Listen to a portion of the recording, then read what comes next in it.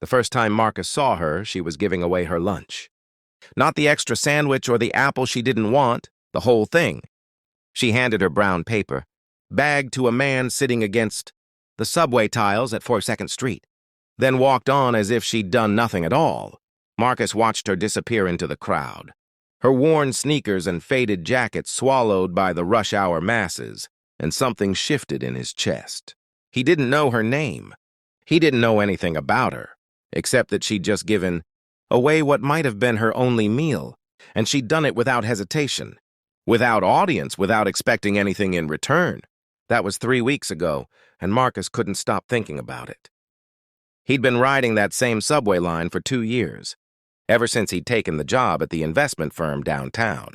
2 years of polished shoes and pressed suits, of stepping over people asking for help, of telling himself he worked hard for his money and didn't owe anyone anything. 2 years of becoming someone he barely recognized when he looked in the mirror.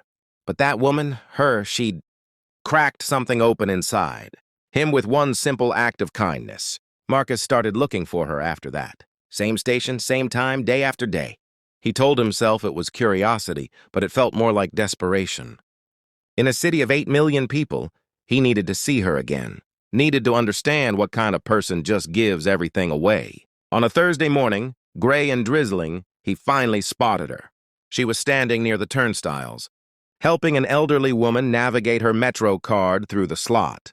The old woman's hands shook, and the card kept declining, and people were pushing past them with annoyed huffs and eye rolls.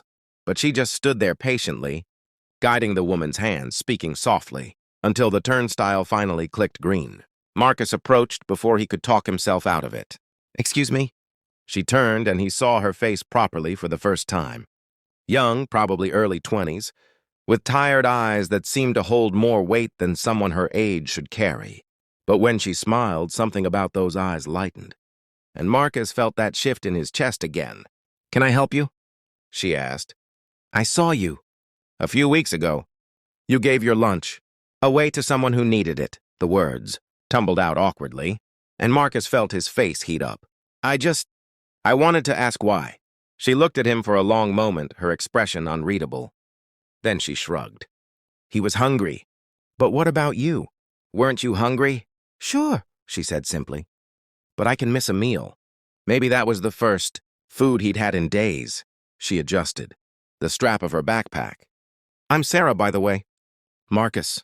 He stuck out his hand and she shook it. Her grip was firm despite how delicate she looked. "Can I buy you coffee? I'd like to talk if you have time." Sarah hesitated, glancing at her phone.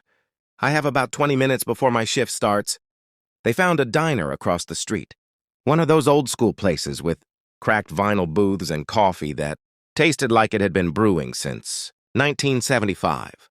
Sarah ordered just black coffee. Marcus ordered 2 breakfast sandwiches and pushed one across to her. "I already ate," she protested. "Then you can save it for later." Marcus surprised himself with his own insistence. "Please."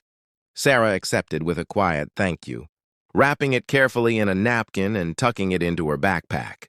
The gesture told Marcus everything he needed to know about her situation, and his heart squeezed. Over coffee, Sarah's story emerged in fragments. She worked 3 jobs, morning shift at a nursing home, afternoons at a bookstore, evenings cleaning offices. She lived in a studio apartment in Queens with 2 roommates, sleeping on a mattress in the living room. She sent money home to her mother in Ohio every month, even when it meant skipping meals herself. "Why?" Marcus asked. "Why work yourself into the ground for everyone else?"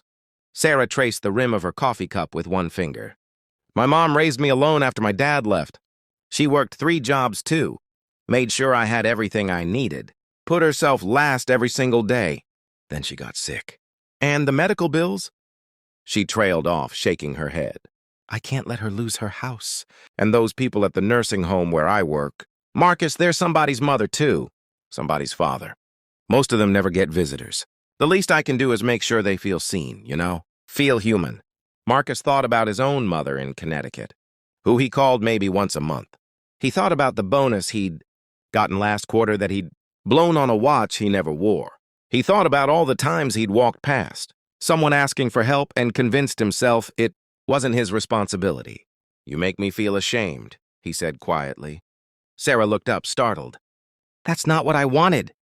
No, I mean it as a compliment. Sort of. Marcus ran a hand through his hair. I've been so focused on climbing the ladder, on making money, on success. But what's the point of any of it if we're not helping each other? He met her eyes. You've helped me see that. Sarah's expression softened. You're not a bad person for wanting success, Marcus. We all need to survive. But maybe there's room for both. Maybe we can take care of ourselves and still lift others up. Her phone buzzed and she glanced at it with a grimace. I have to go. My shift starts in 10 minutes. Marcus stood when she did. Can I see you again? I mean, just to talk. I think I need someone like you in my life. Someone who reminds me what actually matters. Sarah smiled, that same smile that lit up her tired eyes. Same place, same time next week? Over the following months, Thursday coffee became a ritual. Marcus looked forward to those meetings more than anything else in his week.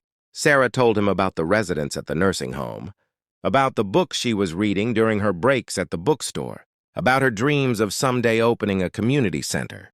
Marcus told her about the emptiness of his expensive apartment, about the colleagues who competed instead of collaborated, about feeling lost in a life he'd worked so hard to build. Slowly, things began to change. Marcus started volunteering at a food bank on weekends. He set up automatic donations to Sarah's mother's medical fund, anonymously at first, until Sarah figured it out and cried in the middle of the diner. He began really talking to his mother, learning about her life, asking what she needed. He smiled at strangers on the subway. He gave his lunch away once, and the look of grateful surprise on the recipient's face made him understand, finally, what Sarah had known all along. Then came the morning Marcus arrived at their usual spot and Sarah wasn't there. He waited an hour, checking his phone obsessively, a knot of worry tightening in his stomach. When she finally called, her voice was strained. I'm at the hospital. My mom collapsed. They think it's her heart. Marcus didn't hesitate. I'm coming. Text me the address. He found Sarah in the ICU waiting room, still wearing her nursing home scrubs, her face pale and drawn. She stood when she saw him, and he pulled her into a hug. She was so small, so tired, carrying so much weight on her shoulders. The surgery is expensive, she whispered into his shoulder. Even with insurance, I don't know how we'll pay for it. You'll figure it out, Marcus said. And you won't be alone. I'll help, whatever you need. But as the hours stretched on and the medical bills piled up, Marcus realized helping wasn't enough. Sarah had given him something far more valuable than money. She'd given him purpose, perspective, humanity. She'd reminded him what it meant to actually live, not just exist. He made some calls. His firm had a charitable foundation he'd never paid attention to before. He talked to his colleagues, many of whom he discovered were hungry for meaning beyond their quarterly reports. He reached out to Sarah's nursing home, her bookstore, her neighbors, people she'd touched with her quiet kindness over the years. The response stunned him. Donations poured in, from Marcus's co-workers, from the residents at the nursing home who loved Sarah, from bookstore customers who remembered how she'd helped them find the perfect story, from people she'd given lunch, to on the subway who somehow tracked down what was happening and wanted to give back. Within a week, they'd raised enough to cover Sarah's mother's surgery and 6 months of recovery expenses. When Marcus told Sarah, she broke down completely. They were in that same cracked vinyl booth at the diner, and she just put her head in her hands and sobbed. Months, maybe years, of exhaustion and fear and worry finally releasing. I don't understand, she kept saying. Why would all these people help me? Marcus reached across the table and took her hand. Because that's what you do, Sarah. You help people. You see them, you care about them. You give everything you have, even when you have nothing to give. And people don't forget that. Kindness ripples out in ways we can't always see, but it comes back around. You taught me that. Sarah's mother recovered. Slowly, but she recovered. And Sarah finally, for the first time in years, took a breath. She cut back to 2 jobs. She started taking classes at community college. She kept dreaming about that community center. But now Marcus was dreaming about it too, helping her plan, connecting her with resources. They still met for coffee every Thursday. But now other people joined them. Sometimes colleagues from Marcus's firm who wanted to volunteer, residents from the nursing home Sarah had befriended, people whose lives she'd touched in small, quiet ways. The booth got crowded and they had to push tables together. And the diner owner started giving them free refills because he said they made the place feel like it used to, back when he first opened it, when it was about community, not just commerce. Marcus's life looked different now. He still worked at the firm, but he'd started a program matching young professionals with volunteer opportunities. He visited his mother every other weekend. He knew his neighbors' names. He carried extra granola bars in his briefcase to give away on the subway. Small things, maybe, but they added up to something bigger, a life that felt full instead of empty, connected instead of isolated. One evening, as they left the diner together, Sarah turned to Marcus.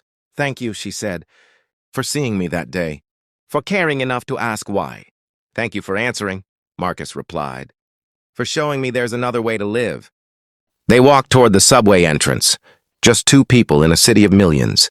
But somehow the world felt smaller now, more manageable, more kind, because Sarah had shown Marcus the truth, that one person can make a difference.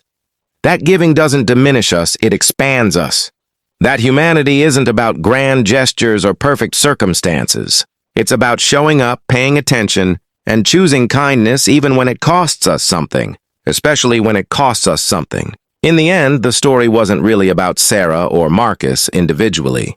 It was about what happens when one person's compassion awakens another's, and that person awakens another's, until suddenly a whole community of people are seeing each other, helping each other, remembering that we're all in this together. Her name was Sarah, and she changed everything by simply being who she was, someone who cared more about others than herself, who understood that our humanity is measured, not by what we accumulate, but by what we give away. And in teaching Marcus that lesson, she sparked a change that rippled outward in ways neither of them could have predicted, proving that the smallest acts of kindness can transform not just individual lives, but the entire world around us. Sometimes salvation doesn't come from grand revelations or dramatic interventions.